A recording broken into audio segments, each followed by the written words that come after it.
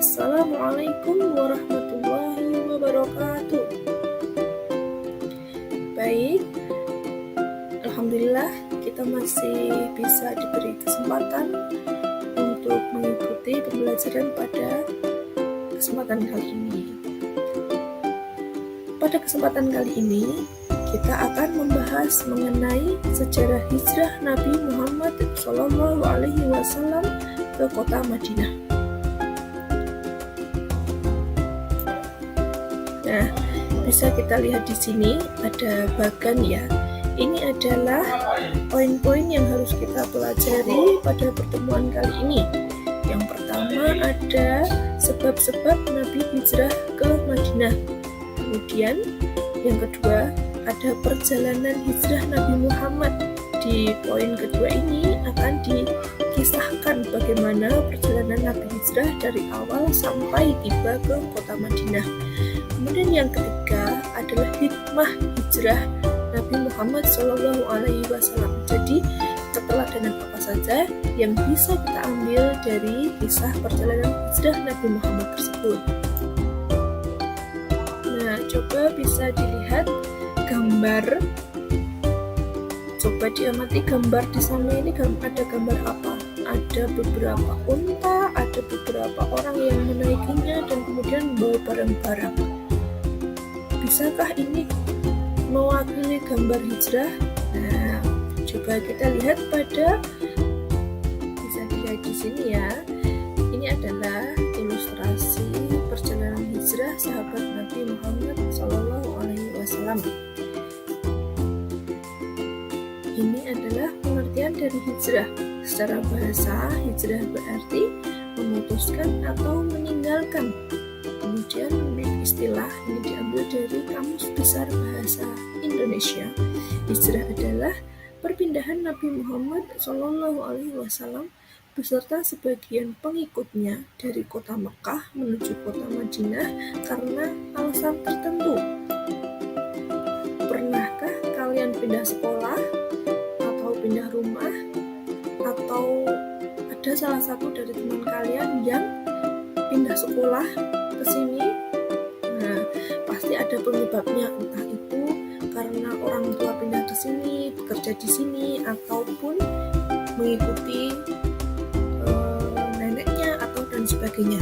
Nah, begitu juga dengan hijrah Nabi Muhammad SAW ke kota Madinah. Ada beberapa sebab kenapa kok kemudian Nabi itu melakukan hijrah ke Kota Madinah atau yang dulunya itu bernama Yasrib terletak di sebelah utara kota Mekah dengan jarak kurang lebih 450 km. Jauh ya. Dengan jarak yang sejauh itu dan tidak ada alat transportasi yang seperti sekarang. Sekarang sudah ada mobil, sudah ada kereta, sudah ada pesawat, yang mana jarak 450 km itu bisa ditempuh dalam beberapa jam dengan pesawat. Tetapi pada zaman dahulu mereka melaksanakan hijrah itu dengan menaiki onta. Nah, bisa dilihat pada peta di sini. Mereka berangkat menuju Madinah melewati pantai Laut Merah, mengambil rute yang berbeda dengan yang biasa ditempuh. Dan dalam perjalanan ini mereka mengendarai unta sendiri-sendiri. Tetapi Abu Bakar berboncengan dengan salah seorang sahabat, yaitu Amir bin Fuhairah. Nabi Muhammad SAW diutus oleh Allah SWT untuk berdakwah. Beliau melakukan dakwah pertama kali di kota Mekah dan banyak sekali tantangan atau penolakan dari masyarakat Mekah pada saat itu. Kemudian beliau memutuskan untuk melakukan hijrah ke kota Madinah. Dan di sini akan diuraikan beberapa sebab hijrah Nabi Muhammad SAW ke kota Madinah. Yaitu yang pertama adalah adanya penolakan dari kaum kafir Quraisy sehingga membuat dakwah Rasulullah itu menjadi kurang berkembang. Kemudian yang kedua adalah peristiwa Baiat Aqobah atau perjanjian Aqobah. Kemudian sebab yang ketiga adalah permintaan masyarakat Madinah agar Nabi Muhammad SAW itu tinggal bersama mereka. Alasan yang keempat adalah janji masyarakat Madinah yang akan membantu Nabi Muhammad SAW dalam berdakwah.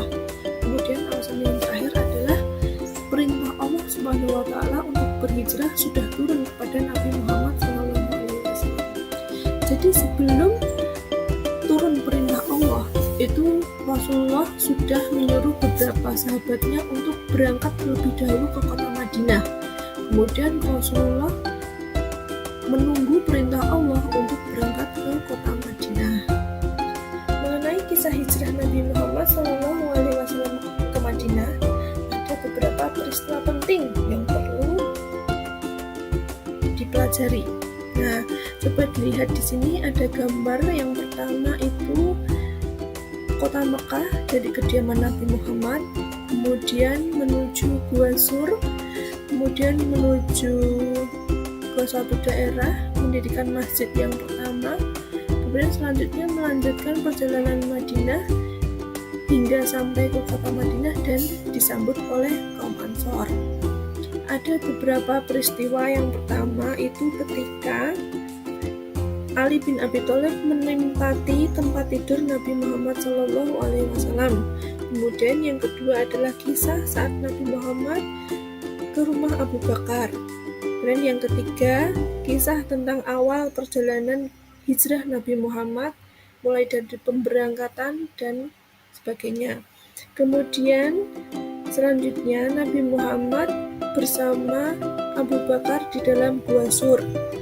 Kemudian selanjutnya kisah perjalanan Nabi Muhammad bersama rombongan ke Madinah dan tentang diubahnya nama Yasrib menjadi kota Madinah.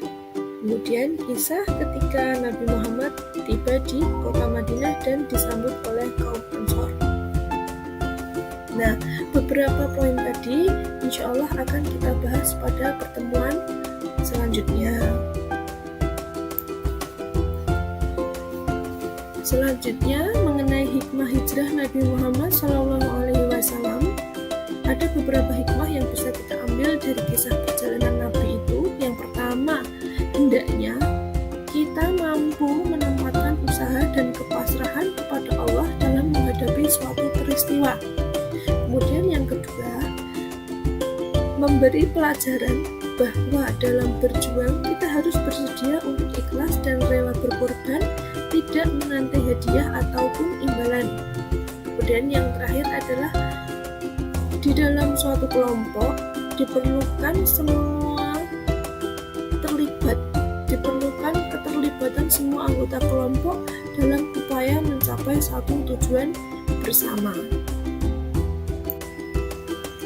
Nah, itu tadi sedikit penjelasan mengenai sebab-sebab Nabi Muhammad SAW hijrah ke kota Madinah, dan juga tadi sudah sedikit disinggung mengenai kisah hijrah Nabi Muhammad dan juga beberapa poin mengenai hikmah hijrah. Kedua poin terakhir tadi akan kita bahas lebih lanjut pada pertemuan selanjutnya, dan bagaimana persiapan beliau berangkat berhijrah hingga sampai ke Madinah akan kita bahas pada pertemuan selanjutnya. Untuk pertemuan kali ini saya cukupkan sekian. Billahi taufik wal hidayah. Wassalamualaikum warahmatullahi wabarakatuh.